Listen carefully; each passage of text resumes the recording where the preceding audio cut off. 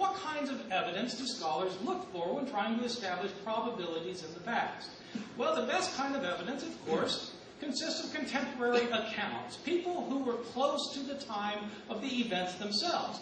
Ultimately, if you don't have a source that goes back to the time period itself, then you don't have a reliable source. There's only two sources of information for past events. Either stories that actually happened, based on, ultimately, eyewitness accounts, or stories that have been made up. Those are the only two kinds of stories you have from the past. Either things that happened, or things that were made up. To determine which things are the things that happened, you want contemporary accounts, things that are close to the time of the events themselves, and it helps if you have a lot of these accounts. The more, the merrier. You want lots of contemporary accounts, and you want these accounts to be independent of one another. You don't want different accounts to have collaborated with one another. You want accounts that are independently attesting the results. Moreover, even though you want accounts that are independent of one another, that have not collaborated, you want accounts that corroborate one another.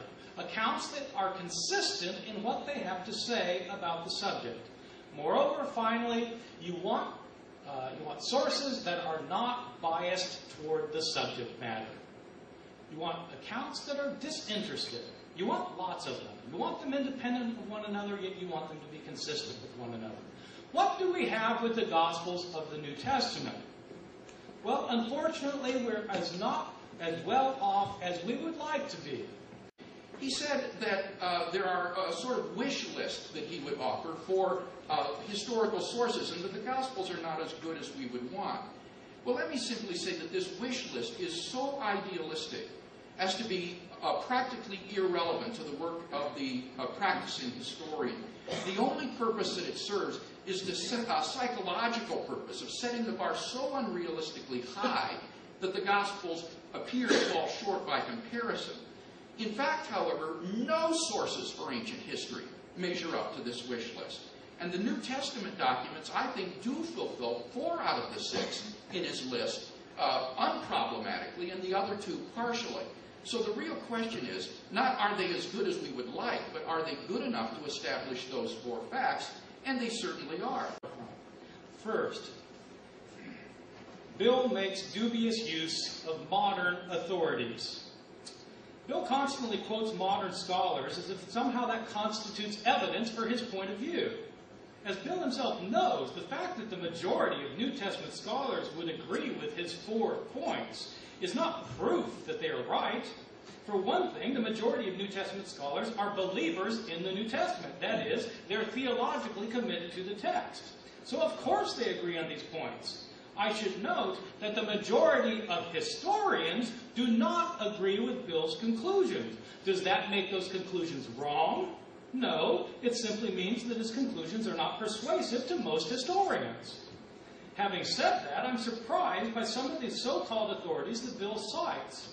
For the reality is that the majority of critical scholars studying the historical Jesus today disagree with his conclusion that a historian can show that the body of Jesus emerged physically from the tomb.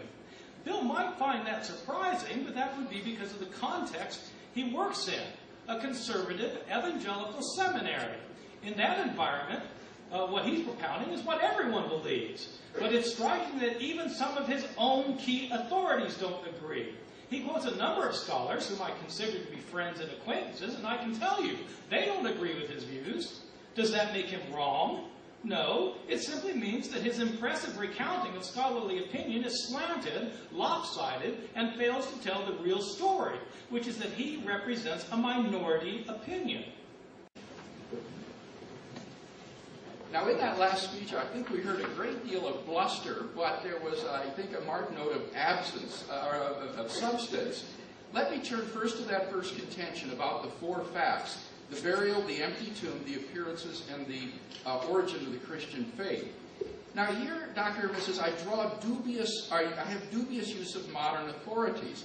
I agree that the citation of modern authorities doesn't prove anything in and of itself. That's why I gave the arguments under each of the 2 points. He has to deal with the arguments. He says, that I represent a minority opinion, not about those 4 facts. I said that it is controversial whether the resurrection of Jesus is the best explanation of those facts. But I can give him the names, the evidence for people who hold to those 4 facts. That does represent the broad mainstream of New Testament scholarship. Insofar as Dr. Ehrman now chooses to deny the honorable burial, the empty tomb, the appearances, he is in the decided minority of New Testament scholarship with regard to those facts. Second, Bill makes dubious use of ancient sources. Bill quotes the Apostle Paul, just to pick an example, to indicate that already just 5 years after Jesus' death, Joseph of Arimathea buried Jesus. Paul wasn't writing 5 years after the burial. He was writing 25 years later, and he never mentions Joseph of Arimathea. Joseph of Arimathea is not mentioned until you get to the Gospel of Mark, 35 or 40 years after the fact. When Paul indicates that Jesus was buried, he may just as well have meant that he was buried in a communal grave, which is far more frequently happened with crucified criminals. Paul said he got buried. He may simply have been tossed into a communal grave. I should point out that in some of Bill's writings, he's quoted a lot of my writings in ways that I don't... he's taking things out of context, as I'll show in a few minutes, because what he's saying I've changed my mind to, I don't agree with. But in his own writings, he indicates that Mark has a sparse narrative of Jesus being buried, and since it's an unembellished narrative, as he calls it, it's more likely then to be historical. I want to know if he still thinks that an unembellished tradition is more likely to be historical. Because if that is true, then I want him to tell us whether he thinks that Matthew's more embellished tradition is unhistorical. Secondly, he says, I have dubious use of ancient sources. For example, he says Paul was 25 years later, not as early as I had claimed. But surely Dr. Ehrman knows that Paul, in 1 Corinthians 15, 3-5, is quoting an ancient Christian tradition which he himself received, and that goes back to within 5 years after the crucifixion. In fact, James D.G. Dunn dates it back to within 18 months of Jesus' death. So we're relying on these pre-Pauline traditions here, not the date of Paul's actual letter. He also says perhaps Paul was talking about a communal burial.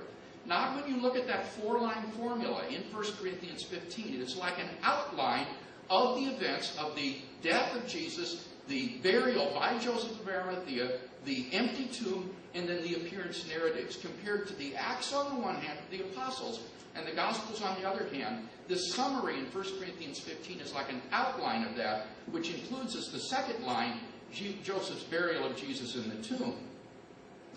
Dr. Ehrman also says that is it true that unembellished narratives are more likely to be historical? I would say yes, that this is what his own wish list included, that the earlier the narrative, the better. Similarly, less embellished has a better claim to historical credibility.